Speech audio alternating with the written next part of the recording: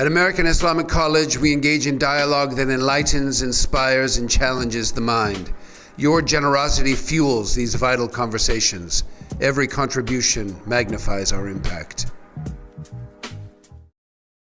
Well, what I find interesting is that you actually touched on one of the questions on here, and I'd like to see if you're willing to dig into it a little bit. Okay. Yeah. And it's about seeing the future of Islam in America over the next 10 to 20 years.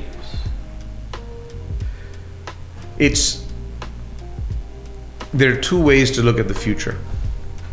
One is assuming things are going to move without much change, like again, the backdrop. Things like a business as usual, a normal 20 years, and then you think about one kind of future. But I really think we're in a situation now, it's impossible to predict what the world will be like.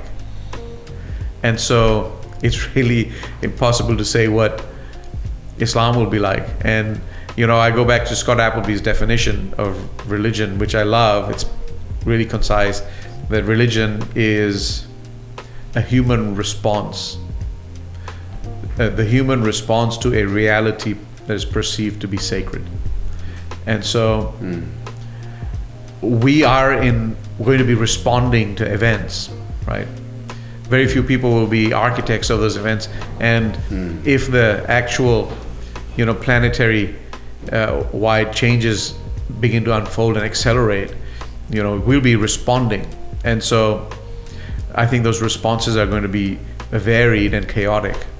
And there's no way to predict what an overall, in my mind, picture of Islam in America will look like. There's no way to predict what America will look like. That's right. In 10 to 20 years. I mean, we're talking about potential civil war and fragmentation.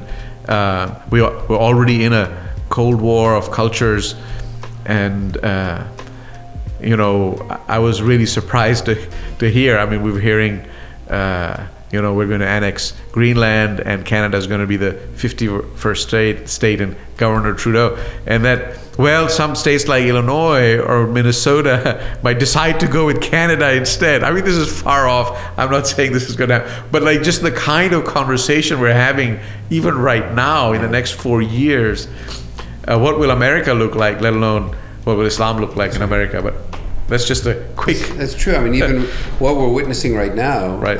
Without getting overtly political, they were unimaginable even a year ago.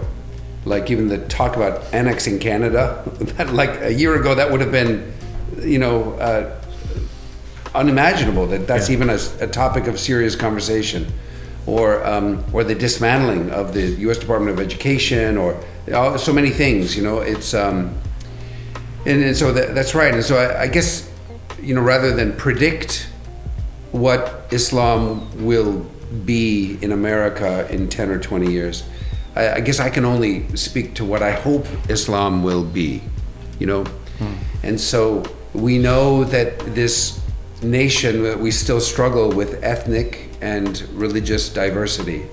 I think that Islam offers a way of not just living with diversity, but celebrating diversity, even not just ethnically and not just in terms of gender or gender identity, but also in terms of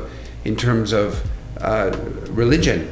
The Quran has said in our Ramadan Unscripted, our evenings, we've read so many times that had God wanted to make us a single ummah, God could have done that, right? And that God, for each community, God gave their own shar' and manhaj, right? Their own way and their own law and their own...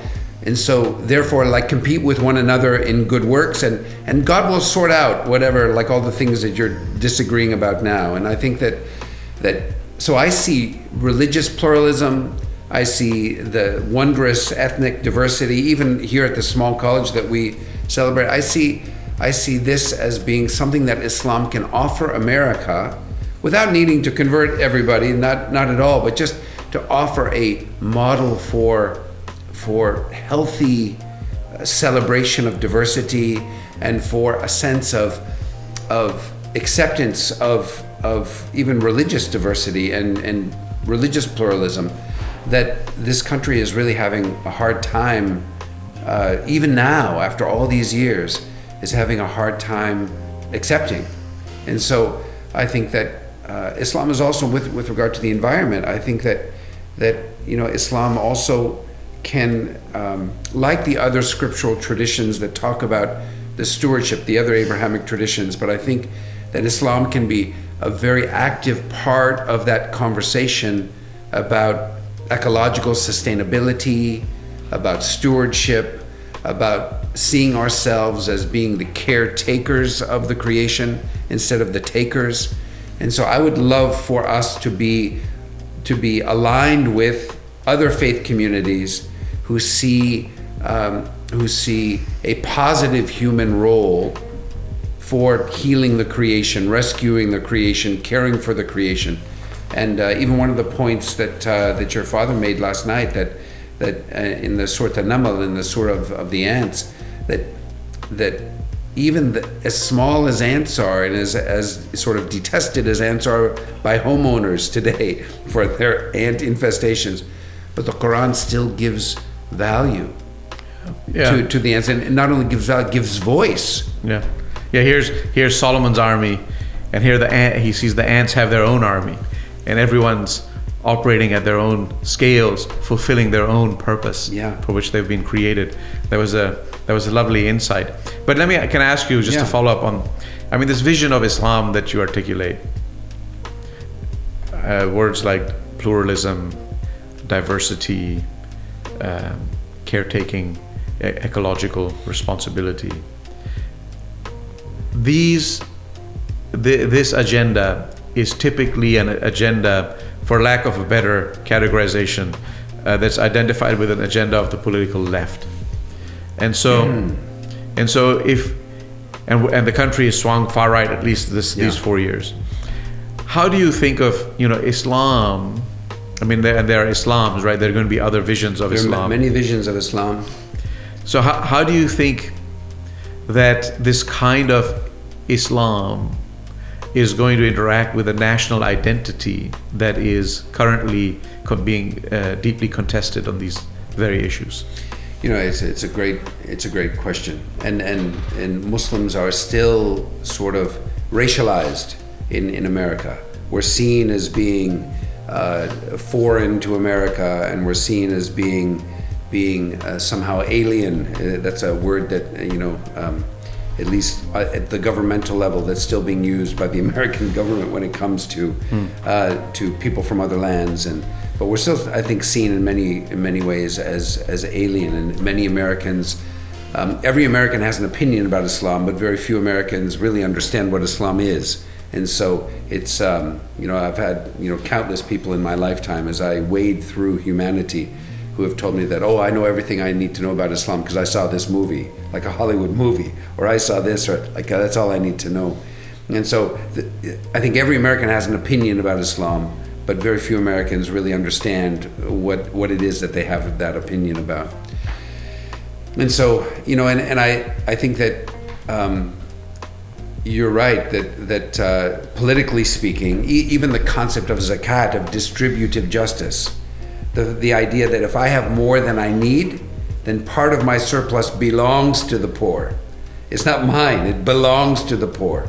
And I'm committing a sin if I'm not releasing it to the poor, because that's one of the pillars of my faith. That's one of the non-negotiable requirements of my faith, that if I have surplus, that a portion of that surplus belongs to those who don't have surplus, right?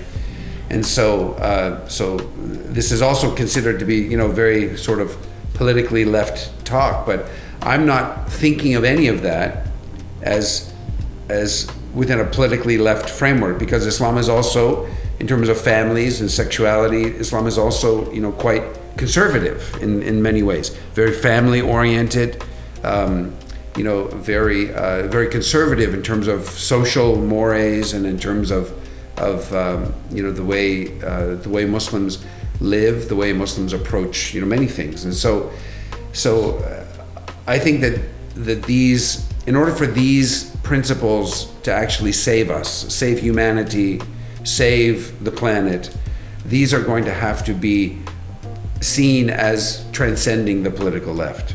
And I think that these are just core spiritual principles Right. that it's hard for any Muslim to deny. Like you can't find a Muslim whose vision of Islam includes wrecking the creation, right? Sure. You can't find a Muslim, even regardless of his vision or her vision of Islam, that doesn't believe that we were Right. created as stewards for Right. for the creation.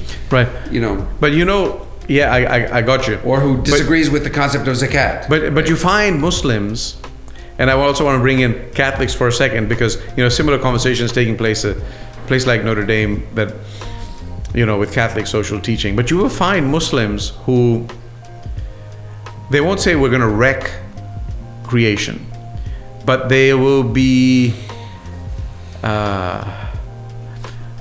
unrestricted, callous in their consumption. And they'll base it on theology that, well, this is all God's providence and He will give more. And so, don't arrogate yourself to thinking that you can preserve this. This has been created for you, and, God will sustain it, not you. And so you find like that approach, which is theologically grounded in a certain belief,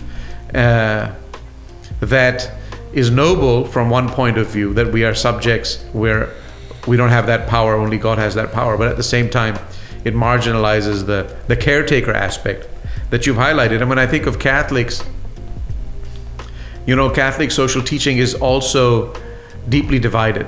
Like many of its elements would be similarly, if I were to categorize them, would be on the political left. The preferential option for the poor, the least amongst us, Laudato Si, which is the famous encyclical of Pope Francis from 2015 on, care for creation, integral ecology, lots of principles in Catholic social teaching that, trying to transcend politics and just speak universally about these principles that, when we reduce them to politics, fall on, maybe drift leftward. But Catholics vote 50-50. Yeah. Because they also have the family values, the conservatism, and the right to life, Yeah. which they define as, connected to the imago Dei, Being created in the image of God. being created in the image of God. Yes. And that unborn image of God cannot be compromised. Yes. And so you have to look the other way from all the other questions and save this life. And they vote both ways, right? And so they split. And in some ways, I feel that we're back to the operating system. Like it divides us such that a status quo is maintained. And you kind of keep drifting along with various ideals that are scattered in the political spectrum, such that they cancel each other out. There's no, despite having lofty ideals, change is rendered impossible. And we kind of drift along until, if we are approaching an ecological cliff. What do you mean if? We are.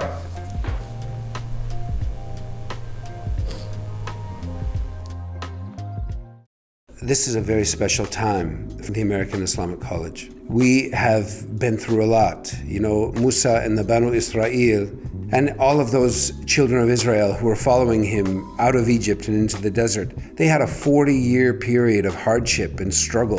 In the American Islamic College, we've had our 40 years of wandering in the desert and struggling.